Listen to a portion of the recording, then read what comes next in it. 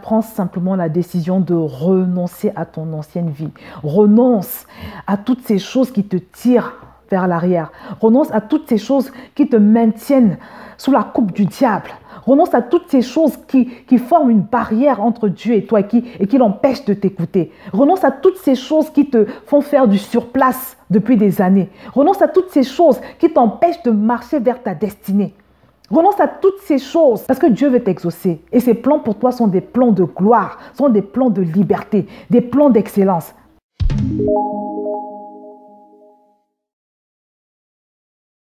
Bonjour à tous, bienvenue sur Vie TV. Aujourd'hui, on va parler du gros inconvénient qu'il y a à mener une double vie. On va voir en quoi est-ce que le fait de mener une double vie représente un obstacle réel à la prière. Il y a beaucoup de personnes qui prient depuis des années et qui sont très malheureuses, qui ne comprennent pas pourquoi leur prière semble ne pas monter au Seigneur. Beaucoup d'autres frères en Christ m'ont dit qu'ils ne ressentent pas la présence de Dieu quand ils prient, ils ne ressentent jamais la présence de Dieu quand ils prient, et pourtant ils sont pleins de bonne volonté, ils font l'effort de méditer la parole de Dieu, ils font l'effort de lire leur Bible tous les jours, ils ont des temps de prière, mais il ne se passe rien entre Dieu et eux, et ils en sont vraiment malheureux, ils en sont désemparés. Et je voudrais dire aujourd'hui que cela peut avoir deux causes. La première cause éventuelle, c'est que tu n'aies jamais accepté le don de Dieu. Le don de Dieu qui est Jésus, que tu n'aies jamais pris cet engagement de renoncer à ton ancienne vie, que tu n'aies jamais accepté ce don de Dieu, que tu n'aies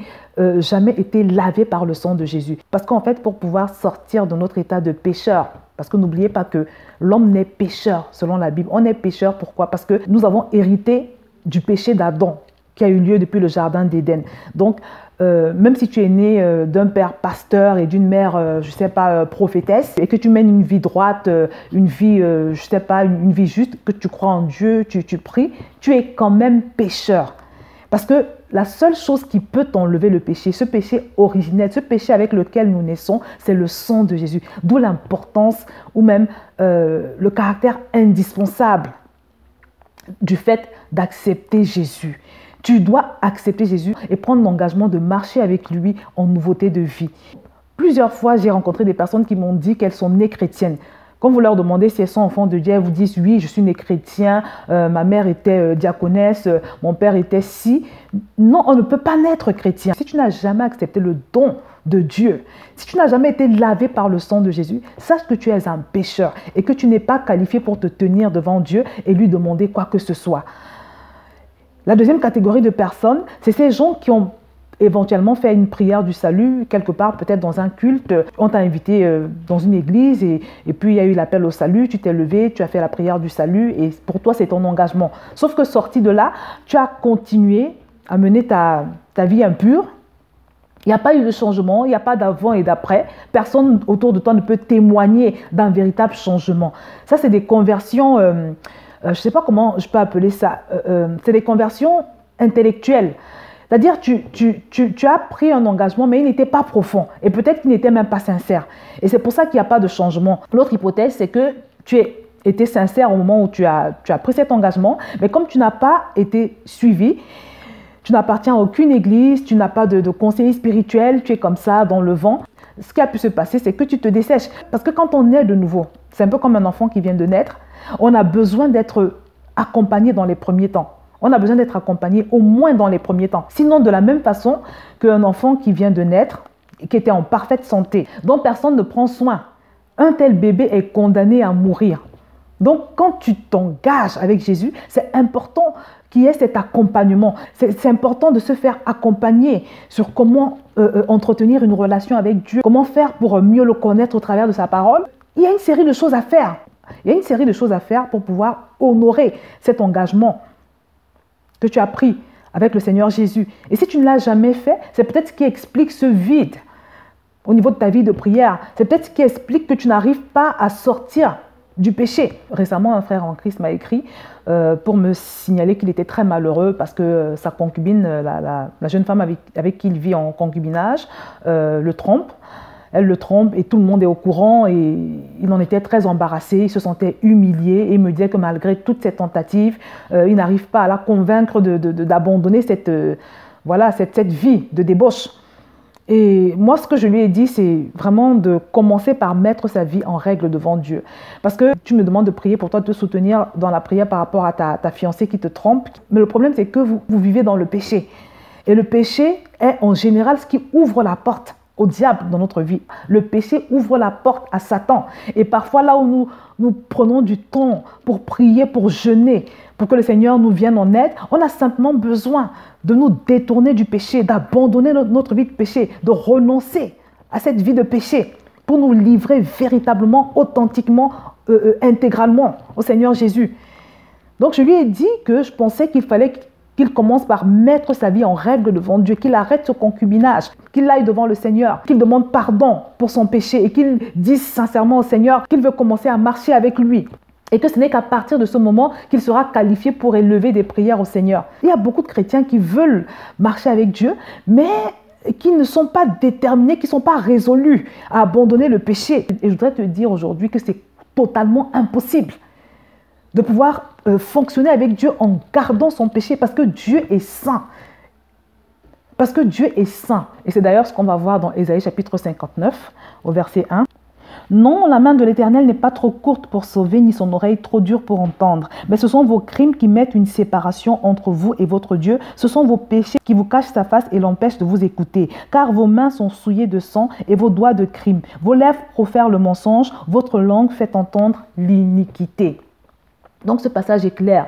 Le péché forme une barrière sûre entre Dieu et nous. Vous savez, parfois on pense que ce sont les sorciers qui nous empêchent d'être exaucés. On pense à toutes sortes de choses alors qu'on a simplement besoin de se conformer à ce que Dieu dit. On a simplement besoin de se conformer à son système de pensée. On a simplement besoin de prendre la décision d'abandonner le péché. Plusieurs fois, je me suis retrouvée bloquée dans ma vie. Je me suis retrouvée dans des situations compliquées, parfois même pendant des années. Et il a simplement suffi que je m'ajuste par rapport à ce que Dieu exige. Parce que, parlant de la relation homme-femme par exemple, Dieu a défini le mariage comme étant le cadre par excellence où la relation homme-femme doit se passer. Donc ce n'est pas normal d'avoir des relations sexuelles avec un homme qui n'est pas ton mari ou avec une femme qui n'est pas ton épouse. Ce n'est pas normal. Il y a des personnes qui continuent de pratiquer l'horoscope, la cartomancie, qui continuent de fréquenter des marabouts, les gens qui prédisent l'avenir. Ces choses sont abominables. Et qui, à côté de cela, prient tous les jours. Et qui, à côté de cela, ont un sujet de prière pour lequel ils espèrent être exaucés. Mon frère, je voudrais te dire que si tu es encore dans tout ce qui est fréquentation des marabouts, ou si tu détiens encore les objets qu'ils ont pu te donner pour ta protection ou pour je ne sais pas quoi d'autre, sache que tes prières sont une abomination devant le Seigneur. Parce que tu peux pas vouloir marcher avec Dieu en conservant des choses qui sont du diable. Notre Dieu est un Dieu jaloux, c'est le Dieu du tout ou rien. Donc, avant de vouloir que le Seigneur t'exauce, commence d'abord par te débarrasser de toutes ces idoles. Parce que Dieu ne partage sa gloire avec personne. Il ne partage sa gloire avec aucun démon, avec aucune personne. Et surtout pas avec Satan. On va lire un passage. C'est un passage qui nous parle des Israélites qui s'étaient retrouvés dans une situation compliquée parce qu'ils avaient commencé à adorer des dieux en fonte, des statues. Et à cause de cela, la faveur de Dieu les avait quittés. Ils s'étaient fait battre à plusieurs reprises par les Philistins. Et à un moment donné, ils décident de revenir au Seigneur. Et on va voir ce que le prophète Samuel leur donne comme conseil. Je vais lire dans 1 Samuel chapitre 1 à partir du verset 2. L'ensemble du peuple d'Israël aspirait à revenir à l'Éternel. Alors Samuel dit à tous les Israélites, « Si c'est de tout votre cœur que vous voulez revenir à l'Éternel, faites disparaître de chez vous les dieux étrangers et les idoles d'Astarté et attachez-vous de tout votre cœur à l'Éternel et rendez-lui un culte à lui seul. Alors, il vous délivrera des Philistins. » Les Israélites firent disparaître de chez eux les Baals et les Astartés et ils ne rendirent plus de culte qu'à l'Éternel. Les Israélites ont décidé de se débarrasser de toutes leurs idoles et de faire de Dieu leur seul et unique Dieu, la seule et unique personne qu'ils allaient désormais adorer. Dieu veut être le seul dans ta vie, le seul en qui tu espères, le seul de qui tu attends la protection, le seul de qui tu attends le bonheur dans la vie, parce qu'il est ta source, comme je l'ai dit dans la précédente vidéo. Notre Dieu est extrêmement jaloux, je vous le redis, et beaucoup de chrétiens n'en sont pas conscients. Ils pensent qu'ils peuvent obliger le Seigneur à supporter leurs idoles. Dans le passé, les idoles, c'était des statues, en or, en argent. Mais aujourd'hui, les idoles, c'est quoi? C'est ces choses ou ces personnes que nous faisons passer avant Dieu. Donc, mon frère, ma soeur, je voudrais t'inviter aujourd'hui véritablement à t'engager avec Jésus. Si tu ne l'as pas encore fait, je vais te mettre un lien dans la vidéo. Si tu n'as jamais pris cet engagement, je le redis, même si tu es juste, que tu ne commets pas de péché en particulier, si tu n'as pas été lavé par le sang de Jésus, je t'invite à cliquer sur le lien que je vais te mettre en bas de cette vidéo. C'est un lien qui va te mener à un article que j'ai rédigé spécialement pour des gens comme toi. Et pour toi qui as peut-être éventuellement pris cet engagement sans vraiment renoncer à ton ancienne vie, c'est-à-dire que quand ton entourage t'observe, il n'y a pas un avant et un après.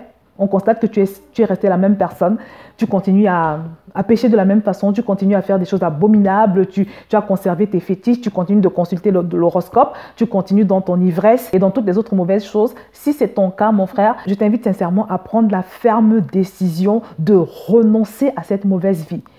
Parce que la Bible nous dit que personne ne peut suivre Jésus s'il n'a pas renoncé à lui-même, s'il n'a pas renoncé à tout ce qu'il est ou à tout ce qu'il a. Donc, il n'y a pas de marche avec Jésus sans renoncement. Ce n'est pas possible. Donc, mon frère, prends simplement la décision de renoncer à ton ancienne vie. Renonce à toutes ces choses qui te tirent vers l'arrière. Renonce à toutes ces choses qui te maintiennent sous la coupe du diable. Renonce à toutes ces choses qui forment une barrière entre Dieu et toi et qui l'empêchent de t'écouter. Renonce à toutes ces choses qui te font faire du surplace depuis des années. Renonce à toutes ces choses qui t'empêchent de marcher vers ta destinée. Renonce à toutes ces choses parce que Dieu veut t'exaucer. Et ses plans pour toi sont des plans de gloire, sont des plans de liberté, des plans d'excellence. Adresse-toi à Dieu dans la prière en lui avouant que tu n'as peut-être pas la capacité, mais tu as la volonté. Et si vraiment Dieu perçoit cette bonne volonté dans ton cœur, s'il perçoit cette détermination, c'est largement suffisant pour qu'il renverse cette forteresse de péché dans ta vie. C'est largement suffisant pour lui, pour qu'il te libère de ces chaînes de péché. Donc ta délivrance par rapport à cette situation se résume à un seul mot, la détermination.